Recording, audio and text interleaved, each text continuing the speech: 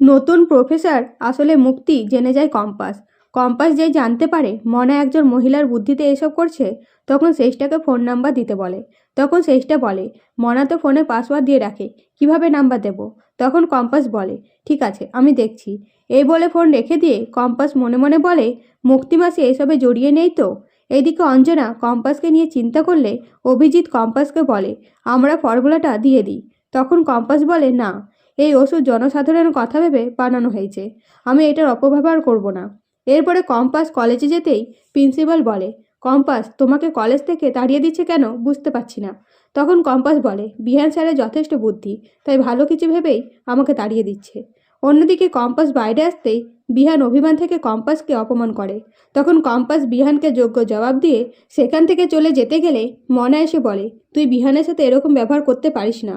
তখন কম্পাস বলে, দাদু জেলে পড়ে রয়েছে, দাদুকে একবারও দেখতে যাসনি, এখন 14 দিনের জেল হয়েছে, এরপর 3 বছরের জেল হবে।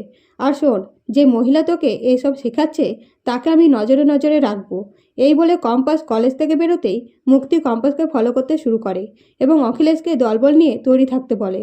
এদিকে কম্পাস গাড়ির আয়নাতে লক্ষ্য করে প্রিয়াঙ্গদা ম্যাম ফলো করছে, তাই জুতোর ফিতে বাঁধার অভিনয় করে ছদ্মবেশী মুক্তিকে দেখে বলে, ম্যাম ফলো করছে কেন? তো কম্পাস কি ছদ্মবেশী মুক্তিকে চিনতে পারবে? অবশ্যই কমেন্ট করে জানাবেন আপনাদের মতামত। আর নতুন নতুন আপডেট পেতে চ্যানেলটিকে সাবস্ক্রাইব করে পাশে থাকবেন। ধন্যবাদ।